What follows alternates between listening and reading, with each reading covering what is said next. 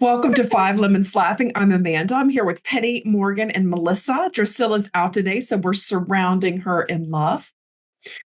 And this year, we're starting off with intentions we can actually live with, like acceptance, love, surrender, devotion, compassion, and doing less. But here's the part we don't always talk about. Fear just doesn't scare us. It keeps us in our story. It keeps us busy. It keeps us proving. It keeps us managing and rehearsing. And the reason that we do that is so we don't have to feel what's underneath. Mm-hmm. So today, it's about what happens when we pause long enough to lose that story and to be still and to see what's underneath that stillness. It lets us surrender. Mm. Well, surrender's my word for the year. So thank you for that. Mine too. Mine too. Yay.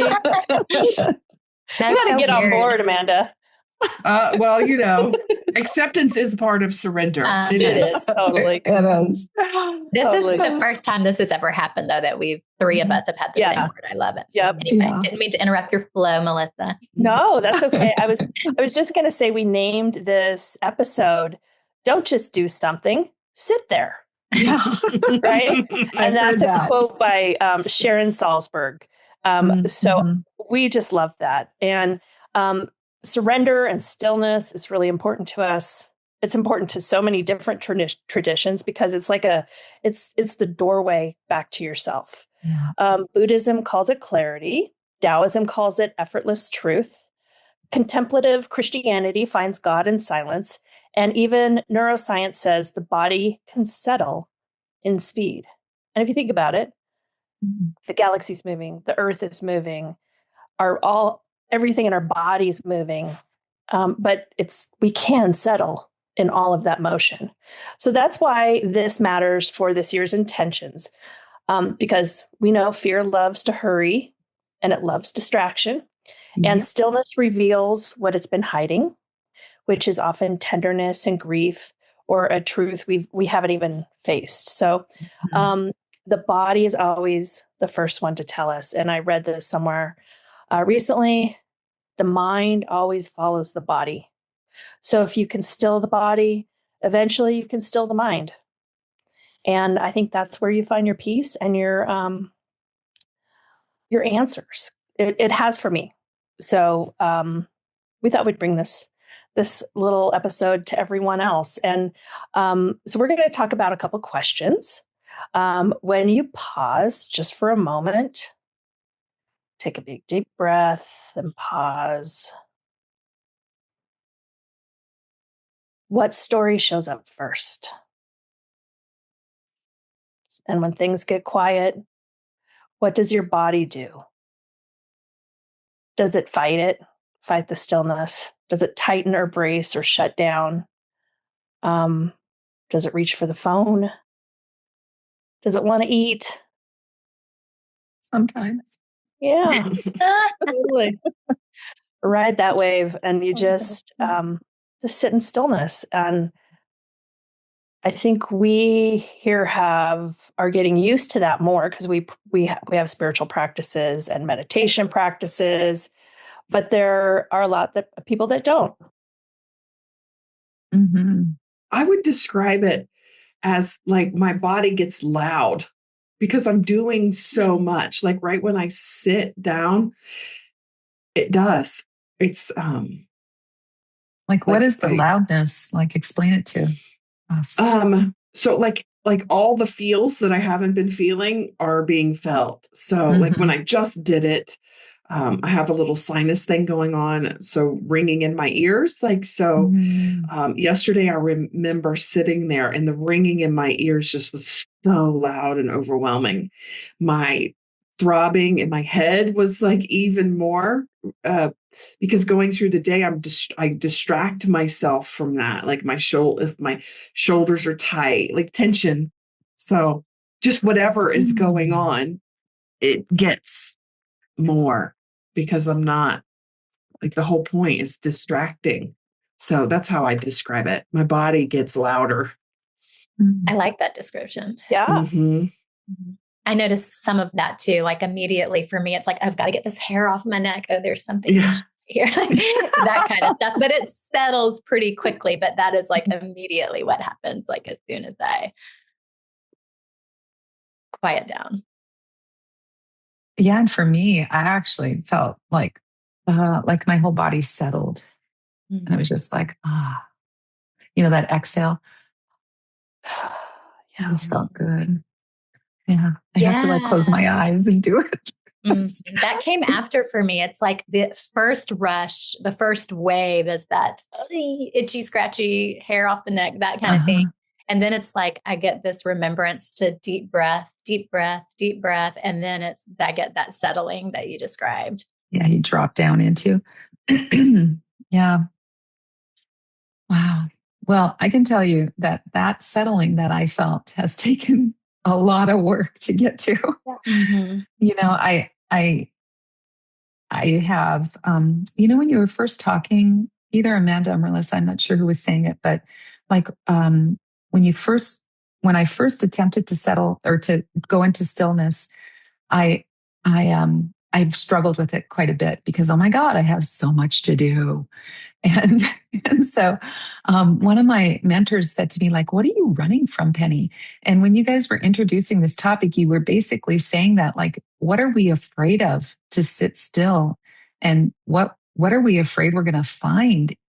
And I remember Jennifer Hadley, when I first started, we all started working with her about at the same time, that she said that when she first started the work, she felt like she was so bad and she was going to find this monster inside. And so I know that that's partially what happens for me too. When it's interesting. It ebbs and flows. Sometimes I'm very, so settled. And other times it depends on how full I have created my schedule for the day. And if I scrolled on my phone too much before I did decide to settle. Yeah.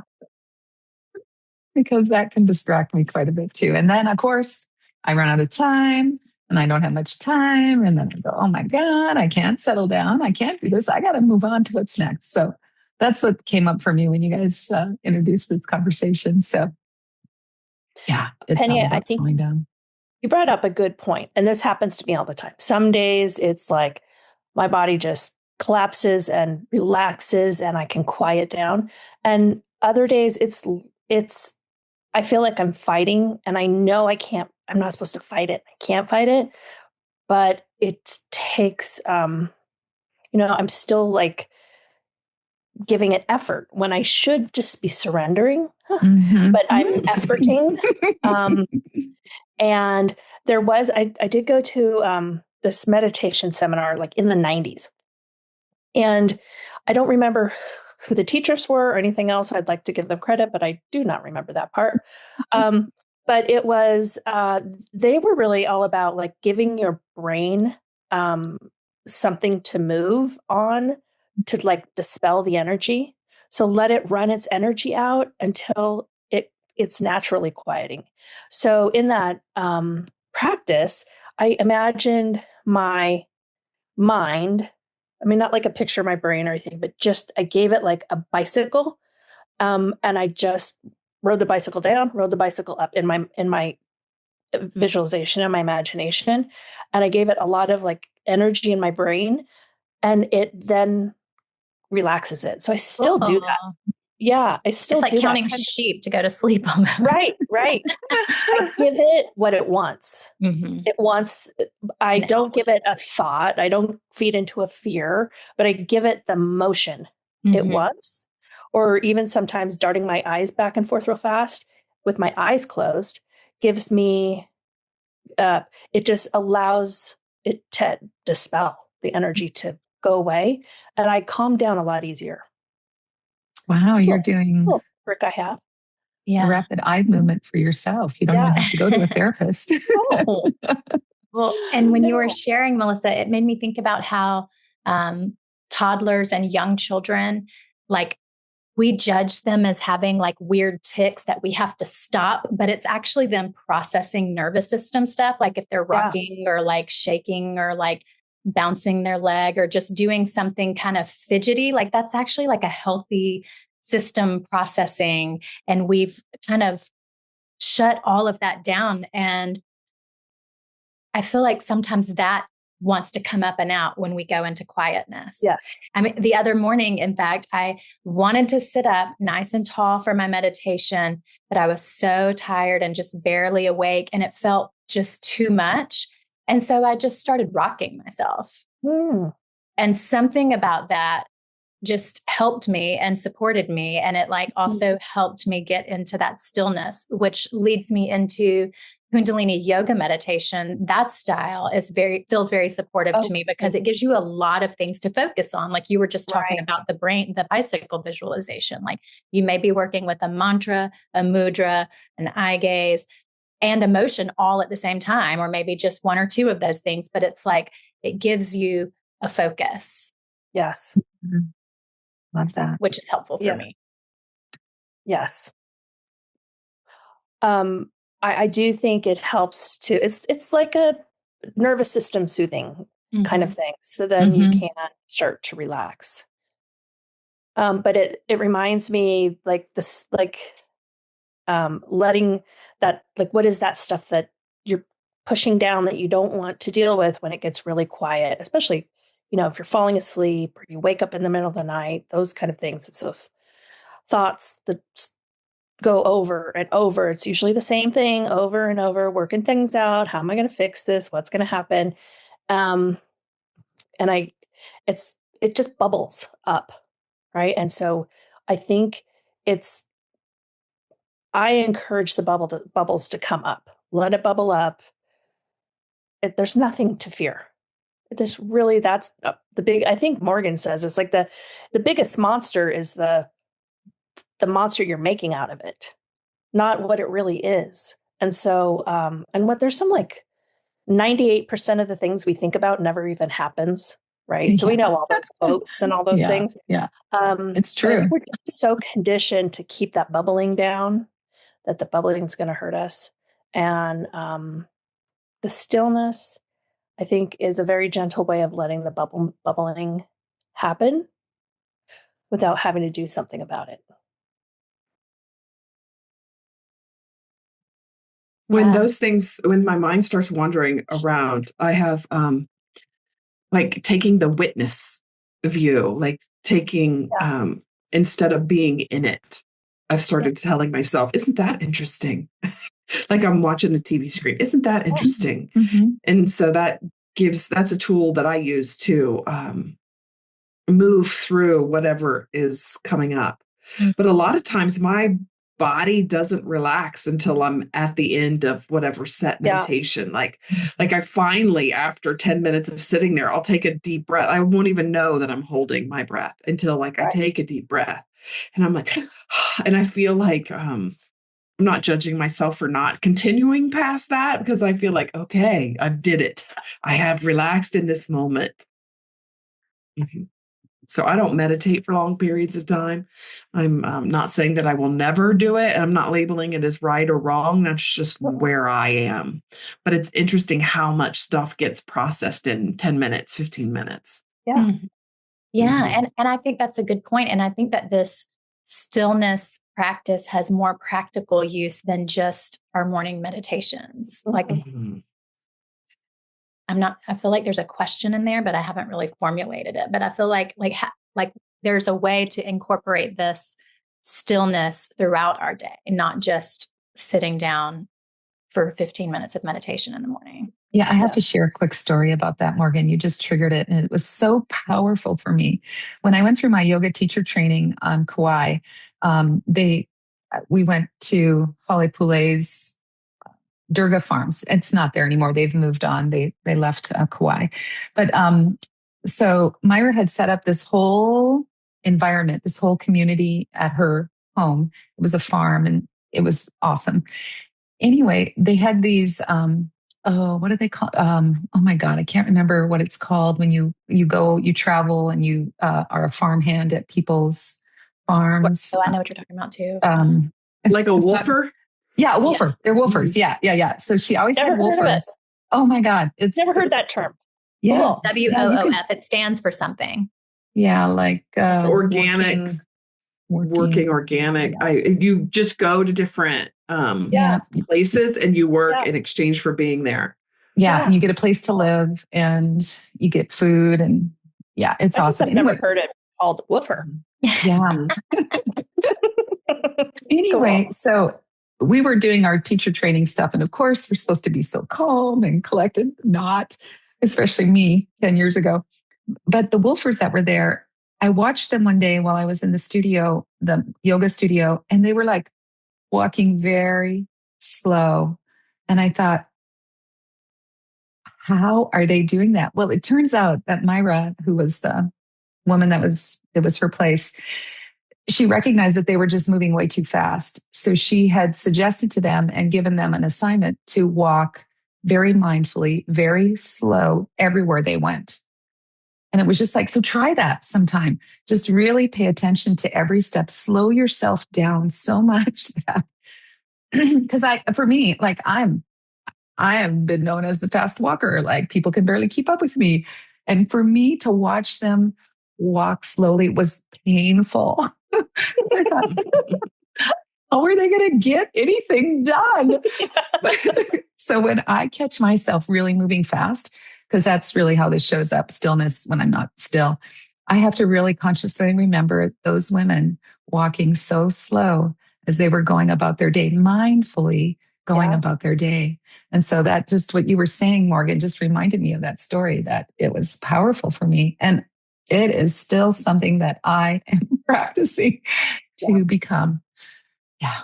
So. Penny, that is such a good reminder. I relate to that so much because I remember when I was working at Perspicacity still, and I would be doing the visual merchandising in the store, and customers and other employees would just be la-di-da, moving around very slowly, getting in my way while I'm hustling and busting a move and grinding it out and just like running this way and that way.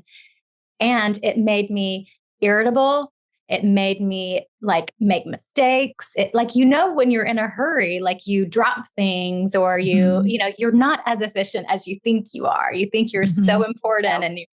And so I remember we had this discussion a few years ago, and I remember you can really just feel a difference in how much more effective you are when you slow down. It's the hare and the tortoise. Like you really do get there more effectively, more efficiently, and more peacefully if you just slow down.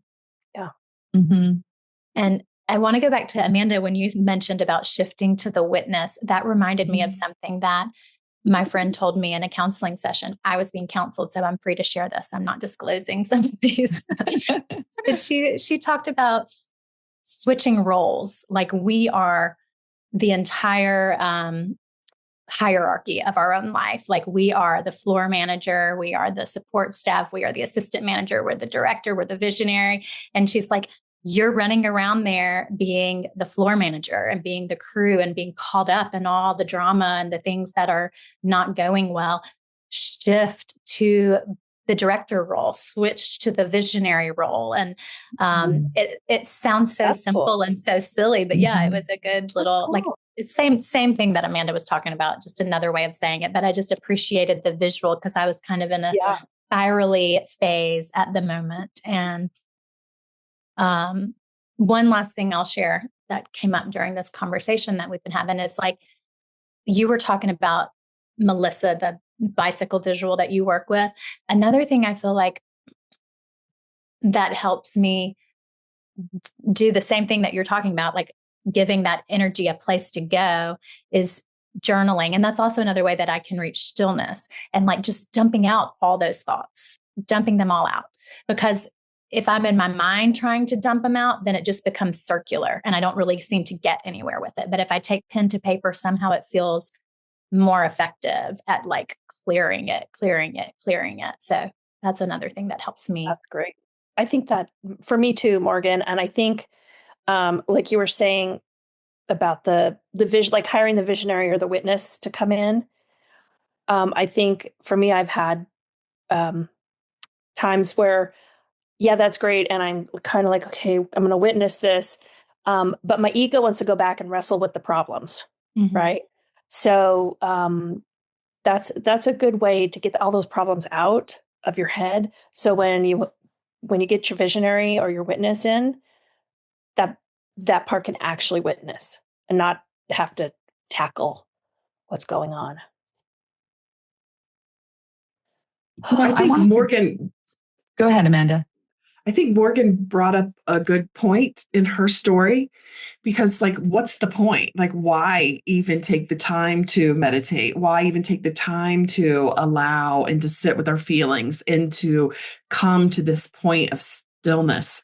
Because in Morgan's story, she switched from all the mind wandering, all the doing, into the point of stillness. And that is to be the visionary. To me, that's what the point is. Mm-hmm. To me, that is to tap into that inner wisdom.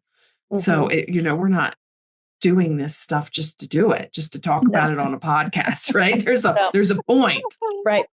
Yeah. A Course in Miracles talks about it too. Like you're trying to affect change at the symptom level, not at the cause level when we're doing that, when we're running around trying to be the floor manager of our lives, or trying to, we're trying to fix all of our problems at the symptom level instead of getting to the root of it. I just repeated myself. But it bears repeating. It does, Morgan. It does bear repeating. I think too, I have had this experience and I've run into other people who, before you start bringing stillness into your life, you're like questioning, was that my voice or is that God's voice? I can't hear God's voice. Mm-hmm. There's so much mind chatter, or my mom's telling me to do this. And we all want to hear our own voice, and we all want to hear what our purpose is, what our direction is, why we're here on the earth. And I think, and I have received those answers in stillness, not in pushing, not in all the other stuff I've done my whole life of controlling my day-to-day operation. Yeah. It's being able to hear the voice of love, God, the universe, source. Yeah. That's what stillness helps us. Yeah. So beautiful. Yeah. And we there was part of the question that asked, where do you feel it when you start to pause and start to become still and the bubbling comes up? Like, where is it in your body? And for me, it is like I have 2 tons on my shoulders, and it's always like neck and shoulders. And I don't have a lot of like that gut clenching, or it's just right here, right on my shoulders. Yeah, I feel it there too, Melissa. And yesterday or a couple days ago, I was talking to the yogini I work with, and she said, well, your shoulders do carry your head, and it's quite heavy. So yeah, we have to realize that there is some tension just from carrying our head around. Yeah. So, but yeah, I feel the tension in my shoulders and my back. Also, that's where I feel it. Yeah. And it's, and when I go, one of the things that I've done with guided meditations is, what I've learned is to really go to the areas where you feel that tension and just take some breath there, and just, maybe shake it out as you're settling down, and yeah, just let it relax.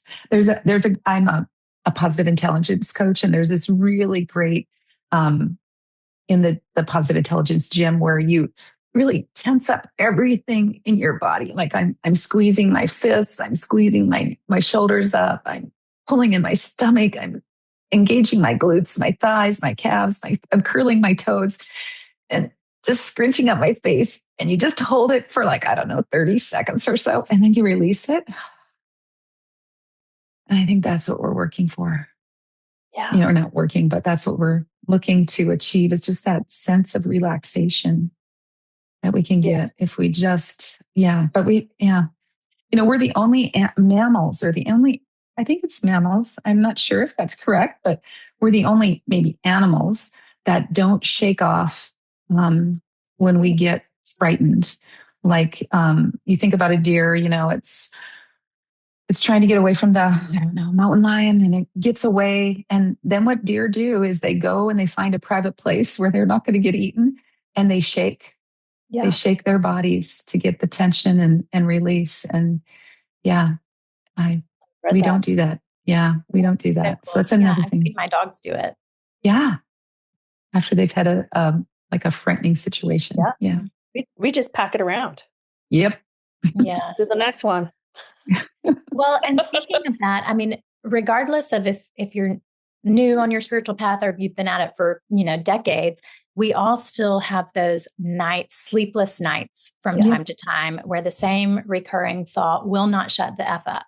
And it just keeps coming back, and you hand it over. I'm not interested in that. Whatever affirmations or spiritual truths you keep reaffirming in their place, they still keep coming back, and you're tossing and turning all night long. Does anybody have a cure for that? Besides drugs and alcohol? No, I'm kidding. Oh, man. I usually turn to my breath, and and it's hard sometimes. I attempt to do box breathing, where, you breathe in a certain count, like 3 counts, hold it for 3 counts, exhale for 3 counts, hold it for 3 counts, because I have to give my I guess it's my mind something different to do versus ruminating on that compulsive thought that I have. And I also say to the thought, well, that's not true. A lot of my thoughts are a lot around, like my daughters are going to die. I've said it before on this podcast, and whatever it is, but that's for me. And I have to say, hold it. It's not true. That's not my story. That's not going to happen. Or we're all going to die. It's not going to happen today. And I have to talk to myself and say, okay, that's not true. And then go to breathing. I have to that's what I do. And sometimes it works and sometimes it doesn't. Then the thought comes back, and then I have to just keep interrupting it and decide that I want to see things differently. I really am determined to see things differently. Yeah. Which is A Course in Miracles lesson, lesson 21. Here's something really practical that Edgar Casey recommends in the middle of the night. If you can't sleep, you get up and you put your feet in a really cold tub of water. And then you get back in bed. I don't remember how much time. It's been a long time since I went to school for that. So, but I do remember. Have you done it? Yeah. Well, I don't fill up a tub. I just get up and I put on my bathtub, put the cold water on and put one foot in and then the other, and just, for just a few minutes to get my feet really cold. And then I get back in bed. Can you tell if it helps? Yeah, I think it does. That's so cool. It is. That's just, and that's, like I said, that's a recommendation from Edgar Casey. So then you're feeling your freezing cold feet. Yeah. I don't know why. I don't remember if there was a why, but I like it. Yeah. Well, in Ayurveda, it's important to keep your feet warm so that your body's energy can go to directing the other functions of your body, not to keeping you warm. And so maybe it's a distraction. Everything is now going to focusing on warming you back up and getting. I love it. Random. Yeah. Yeah. I like random. I also do distraction because it also happens to me. And I do breathing exercises, but mostly yoga nidra, focusing on relaxing different parts of my body, and then just not moving my body, but in my mind, focus relaxing pinky to finger to next finger. And sometimes I do it on my own. Sometimes I have, guides, meditative guides. So, and again, that's just distraction, I think. Yeah. It works though. I agree. Yeah. I don't ever think to try it when I'm in that place, and if you're not into yoga, non-sleep deep rest is basically the same thing as yoga nidra. Yeah. You're not moving. You're just putting your mind to another exercise. Amazing. Can we talk a little bit about the benefits of stillness Ooh, in your life? Well, you mentioned one, Melissa, earlier about getting the messages that you need to propel yourself forward in life. Yeah, it's a huge benefit. I think for me, it's been like inner knowing. I've been able to figure out like what's next for me in quiet and in not thinking. Or at least, quieting my thinking. And then just peace, just feeling some peace. Mm-hmm. Even just you saying that sounded peaceful. Mm-hmm. Yeah. Yeah. One of the things that's... Oh, sorry, Amanda. I was going to finish, but I don't need to. Go ahead. Finish. You finish your thought. I've been talking a lot. Okay. Go for it. All good, Melissa. I found that I'm less reactive. Yes. So when I get still, and there's peace there, peace isn't something that I actually, it's not a word that I cling to, right? Because peace to me still sounds a little boring, but so I but I'm less reactive. I'm more compassionate, not only with myself, but in my relationship. My primary relationship is with my husband. So as I still all of the voices in my head, I'm just less reactionary, which is a great relationship booster. Yeah. That's a really good point, Amanda, because usually when I'm rushing around like a crazy woman with my head cut off, like a chicken with its head cut off, I have noticed over the last year that I am not a very nice person at that time.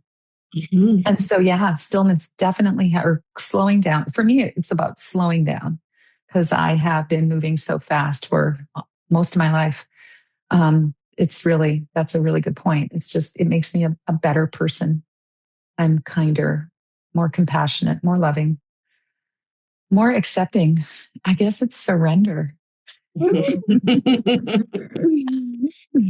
And just to piggyback on everything that you just said, Penny and Amanda, it's like when we're in stillness, we're in intention. You were talking about the women moving very slowly and with intention. When we're in busyness, we're in agitation, as you described, Penny, and we're in our story. Like, I'm so important. I've got to get this done, this done, this done. And when I do this, it's going to make this happen. And everything is part of your story and the ego and the personality self. And it is a subcurrent of fear running the show. It all comes back to separation and fear. Future past. You're never in the past.